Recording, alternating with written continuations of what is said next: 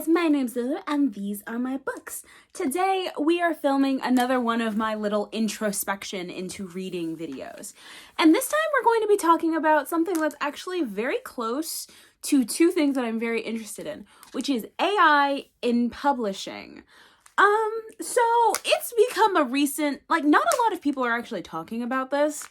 Though it has become something of an issue that I've seen a lot of the time. AI, the Red Tower controversy, which I actually couldn't find a lot of things going into it.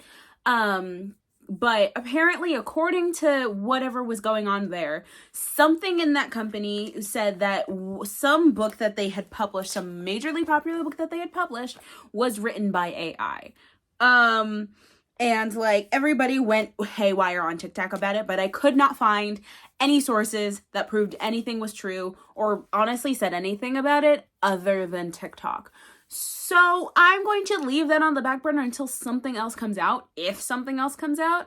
But right now we are going to talk about things that I've observed, as well as some things, because I did do some research into this topic, but we are going to talk about several points that have to be made in consideration about the whole AI in publishing at the moment, and also writers and them using AI, because something that I think a lot of people haven't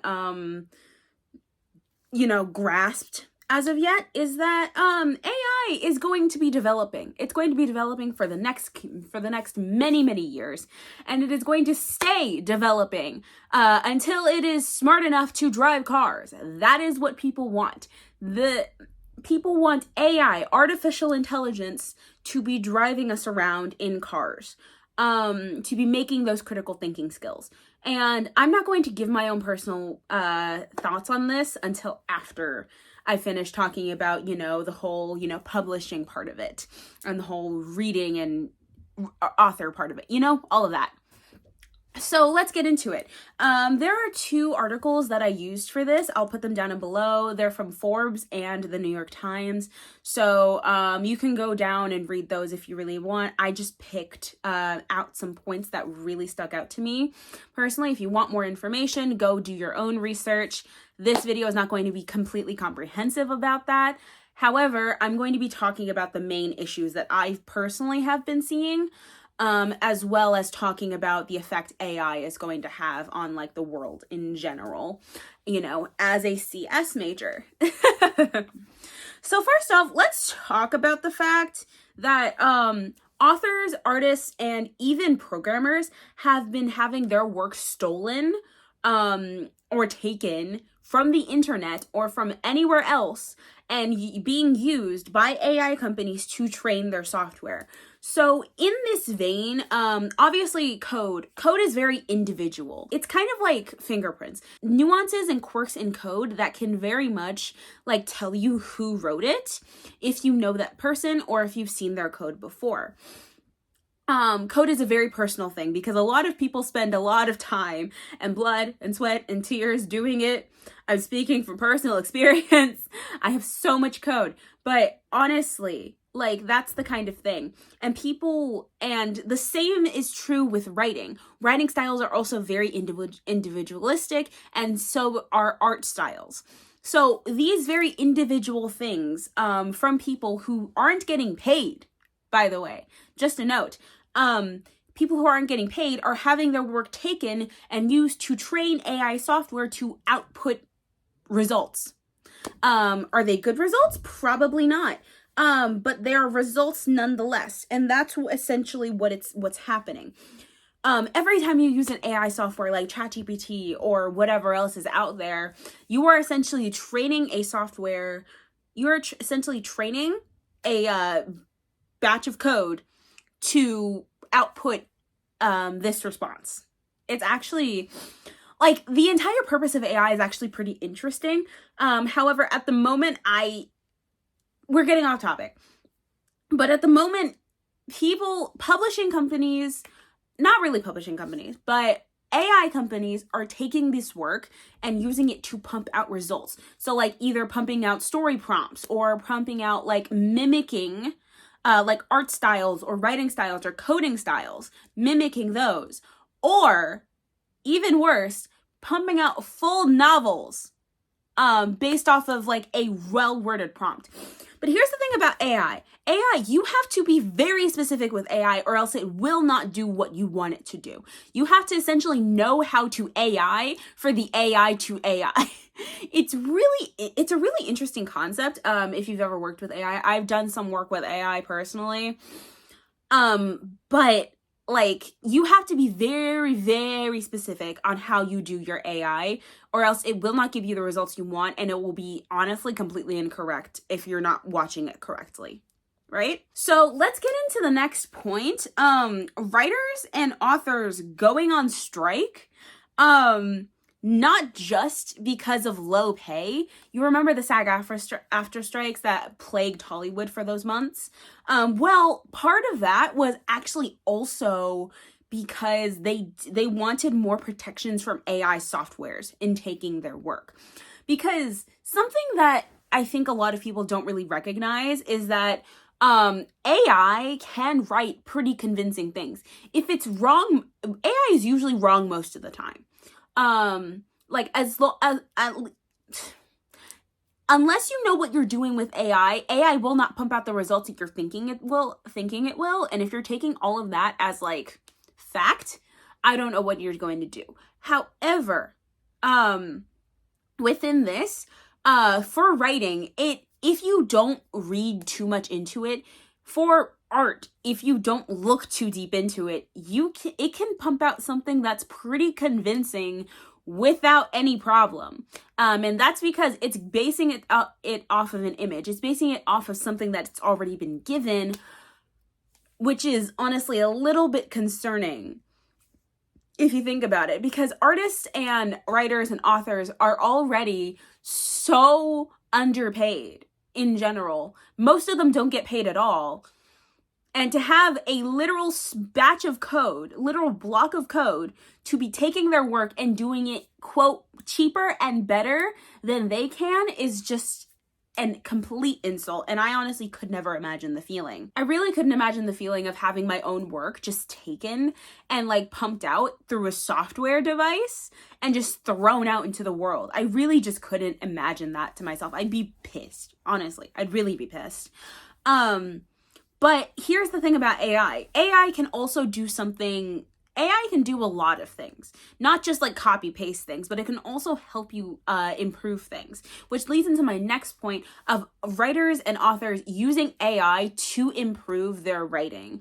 Not really improve the writing, but more improve the editing process, because editing is usually the longest part of like post writing production, because the editor has to go through all of the pages and take out any errors, take out any blah blah blah, all of that to make it presentable for, you know, consumption and sale. But the editing part is always takes forever. So having AI do editing is not exactly the bad thing.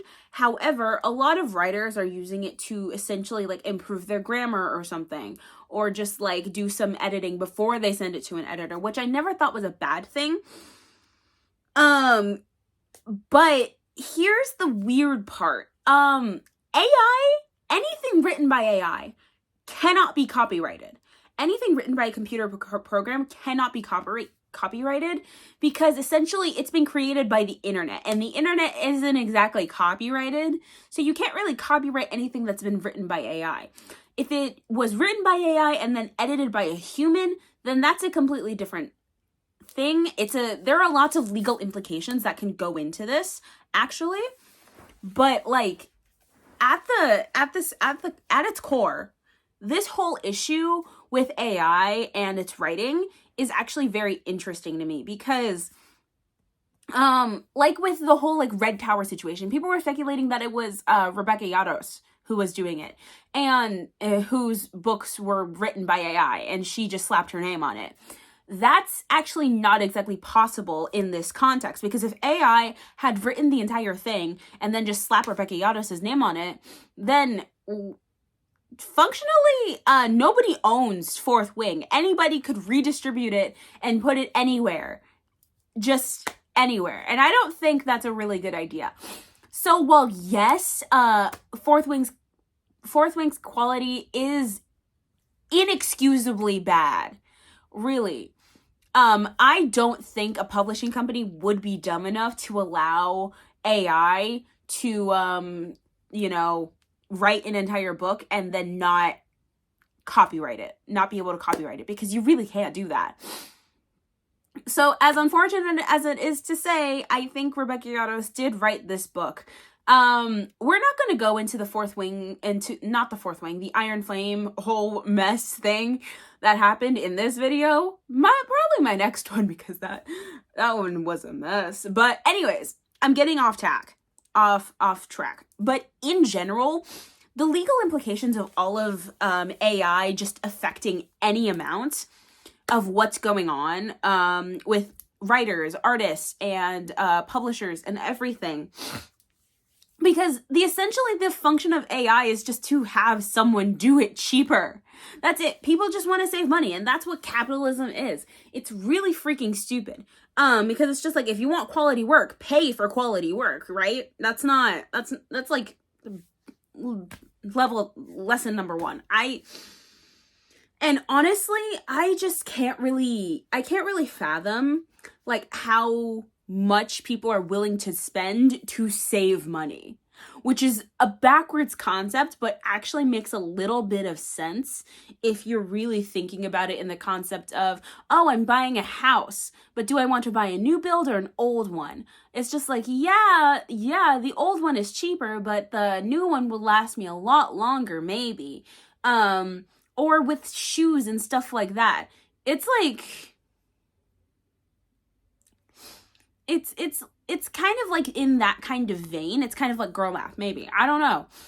But like that kind of math doesn't exactly make sense, because publishing companies are worth millions and millions of dollars. Penguin Random House is the biggest publishing house in the US, and like they make millions and millions and millions of dollars, and they have a bunch of writers and artists under their belt. And like, I'm not sure, I've never looked into like publishing house like controversies or anything. I know there are a lot of them, but at the moment, like companies using AI to attempt to recreate work that could be done by a human in an effort to save money is the most backwards thing that I've ever seen, because you're essentially taking something that's created by a human, trained to think like a human, to do the work of a human, when there are literally nearly 8 billion people on this planet that could do that work. And you're just having someone, a developer, most likely a team of developers, create an entire software, which is expensive because developers get paid a lot of money to create a software that thinks like a human, to do the work of an actual human. Does that make sense? It does not, at least not in my head. And I'm a computer science major. It really just does not make any fucking sense. But you know what? Those developers were probably just like, it's free money. I'll fucking take the money. Honestly. Also, the developers are probably paid like over $1 million for that, like to create AI software, like the team in and of itself. Which, like, yes, like AI is cool and everything, but having it replace the work of humans is a completely different subject. Which is why we're gonna go into like the Forbes article now. And the Forbes article was really talking about specific points about how AI is going to affect the publishing industry and like the quality of the work that it would output, which I think is also very interesting. So first off, AI and editing. Again, authors using AI to edit their work, but publishing companies using it to edit the work as well is an interesting kind of thing, because again, it brings up the question, is this able to be copyrighted because AI wrote a portion of it or was involved in the portion of it? Which is a very good question, very interesting kind of introspection on that. And then there's also the fact that, you know, those real thought books, like the books that are just like self-help books or therapy books or things in the vein of that nature, anything but fantasy, like AI could it could theoretically pump out an entire self-help book if you really just gave it the resources you really wanted it to get, and it could just pump out an entire self-help book. However, would that be real thought? The thought of like having a computer program that doesn't have any critical thinking skills telling me how to fix my life is unsettling, to say the least. I will say that. I honestly have no freaking clue like where any of that just like kind of came from in any way possible. It's kind of like thinking about it's kind of like having like someone who is not within your financial status or not within your like entire circle, like hearing vaguely about your situation and then giving you advice as if they are completely involved. That's what this feels like to me. But like, again, would it be real thought? Would it be like any kind of true help, really, if it's a fucking program, really? And then let's also talk about the fact that it would completely eliminate any kind of uniqueness in any kind of writing. I'll bring up this point again and again, but writing is so personal to people. You can identify people's writing styles if you're looking for it, if you're paying attention. You can really do that. If you're very familiar with someone's writing style, you can identify it just by reading the pages, how it's paced, how it's structured, all of that. And having an AI mimic that kind of work is not exactly impossible. However, it would feel very lifeless. It would feel very different and would read very different as long as you know what you're looking for. Because AI is very good at copying things, but it's not very good at just like, you know what, pumping out an exact copy. Because it really would just be a forgery. Truly. It would be a forgery of like a specific writing style. It would be a forgery of a specific type of like writing thing, you know? And having AI do any of that feels very like it's uncomfortable. Yes. But however, as long as you know what you're looking for, you can pretty much identify if something was truly written by an author or not, as long as you know what to look for, as long as you know what to look for with the quirks of an author's writing. Because all humans have some sort of quirk about them within the work that they do. They all have some sort of way that they do things that's not really like standard. Do you understand what I mean? So like, you know, AI copying someone's style of doing things is plausible. Yes. However, it is not completely foolproof and it won't be a replacement because it just kind of lacks any sort of life or any sort of like coming together of this whole thing.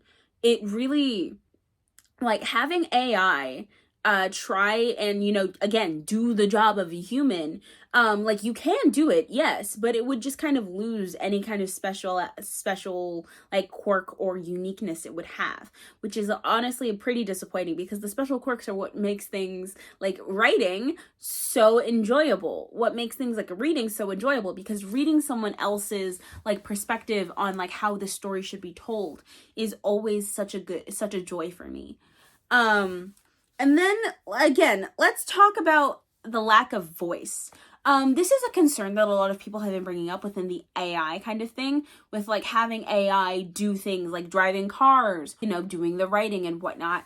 There would be kind of a lack of a voice. And it would build more of a need for someone to be able to voice like their wants, their needs, their concerns, all of that. But having AI really just kind of like rips that away from people, because AI will do what it's told. Whether it does it literally or figuratively, AI will do exactly as it's told. Nothing more, nothing less. And essentially, if it's told to essentially copy a writing style with this prompt, as long as it's done correctly, you can have a functional story, but it won't have any life in it because, you know, AI isn't life at all.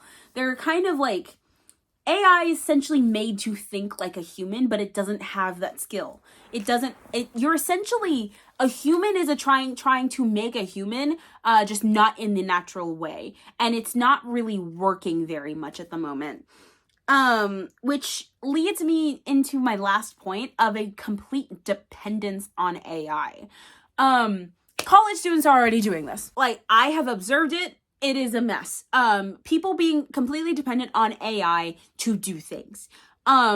Because again, AI does exactly as it's told. And as long as you do it correctly, you can get mildly correct answers. However, with the writing and the publishing thing, specifically with publishing companies, if they see any profit margins, if they see like anything that will save them money, they will do it and come to depend on it until something better comes around. And that's the thing with AI. AI is a program. It's not going to demand payment. It's not going to demand rights. It's not going to demand anything from you. It's just going to do as it's told. And companies relying on AI for that specific reason really, really bothers me personally. Simply because, like, just you want to do this to avoid paying people fair wages, to avoid paying people for their work. And that's just entirely, completely disgusting in my opinion.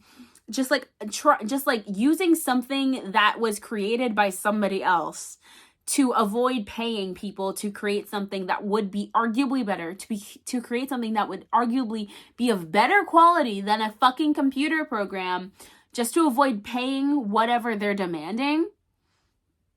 Absolutely ridiculous to me. Completely and utterly ridiculous. But again, AI is just like, AI just does as it's told. So what do we do about it, really? Honestly, the only thing we really can do about AI and its essential takeover of the corporate industry is just not give into it, really. Corporate's always going to be trying to find a way to cut costs. Corporate America always does that. However, regarding AI, eventually AI is not developed enough to be doing what corporate America wants it to be doing on the scale that it needs it to be doing. Let me put it this way. As a computer science major, this is going to be a little bit off topic, but as a computer science major, I learned very early on in my career. People always ask me, like, won't your job get taken over by AI? Isn't AI doing this better? And it's like, no, the fuck it is not. AI is so early in its development to be doing anything that it's actually doing at the moment. Like, that's why ChatGPT exists. It's because all of these things, it's meant to essentially train this AI, this basic AI program, to do things more accurately. Because AI, it can pump out results. Yes. Will they be accurate? Hell no. Unless you train an AI to do exactly what you want it to do, it's not going to do anything very accurately at all. Like, let me put it this way. People want this stuff to be driving cars, right?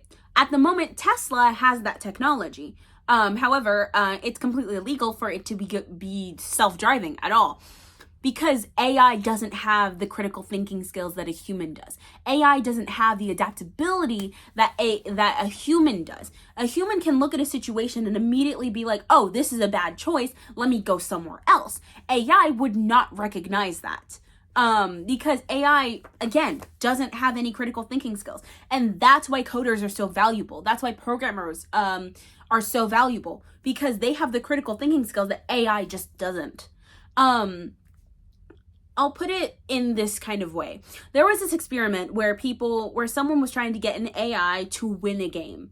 It was just a simple driving game. It was literally just like, go around this track once and make it to the end without crashing. It took this AI 47,000 tries to get one car to the finish line without crashing it. Right. Right. And then they tried to have a repeat of the data, and it still took it, like, I think they had like a 1 million plays on it or something like that, and it took maybe like what? And it still only had like that one car go through to the end without crashing it. And this is the technology that people want us driving around and feeling safe around. AI is too early in its development to be doing any sort of critical thinking. It's too early in its development to even be considered like a mind of its own, really. Because what I've been saying this entire time is essentially what AI is. You give it something and it pumps out exactly what you want based on what you've said to it. It's literally the object. AI is quite literally the most maliciously compliant kind of thing ever, because it will do exactly as you say to the fucking letter. No more, no less. It cannot take implications. It cannot take nuances. You have to tell it exactly what you want it to do before it will do it. Do you understand what I'm saying here? So, no, I'm personally not very scared about my job prospects in the future when I graduate. I am personally not very scared of AI at this point in its development, because AI literally just cannot do anything correctly the way a human being can. And I have no reason to be scared of it. I have no reason to be scared of it. No one has any reason really to be scared of it other than people using it as it's not intended to too quickly before it's ready to be doing any of that. So, like, yes, you want an AI to run your fucking company? Have it do that. But make sure your prompts, make sure what you're telling it to do is entirely correct to what it needs to do, because it's not going to adapt like an employee. It is not going to adapt like a regular human being. It's not even going to adapt like a regular animal. AI just doesn't have that critical thinking skills. It's essentially just this malleable little bulb of things that you really can't tell it. You have to tell it what to do, or else it's not going to do it. Do you understand? So, to summarize, essentially, AI is nothing really to be scared of. However, people using it in publishing is a little bit of a concern, because it can bring down a lot of quality, and it can bring down a lot of legal issues to the publishing world and to the book world and all of that. And like, yes, AI is fascinating and AI is very interesting to be learning about. It is nowhere near ready to be doing anything a human does. I am just saying that. That's all I'm saying. But anyways, guys, that brings us to the end of this discussion. If you guys want to see more, again, those articles will be linked down below. But also have a quick discussion in the comments about it. Tell me things you personally have observed about AI, things you've personally seen in like the reading world and like all over and like TikTok and whatnot about the AI controversies and all of that. But yeah, that brings this video to an end, you guys. Thank you guys so much for watching. If you like this video, please hit the like button. And if you want to see more of my content, please subscribe and hit the bell icon so you get notified every time I post a new video. I post weekly on this channel, so don't miss out. Also, leave me comments down below. Again, have a discussion about AI in the comments. What you want to see from me, what books I should move up my TBR, what books I should put on my TBR, or just say hi in the comments. I always get really excited when I see comments from you guys. It makes me feel so happy and appreciated. Anyways, guys, I love my Lumas. Bye!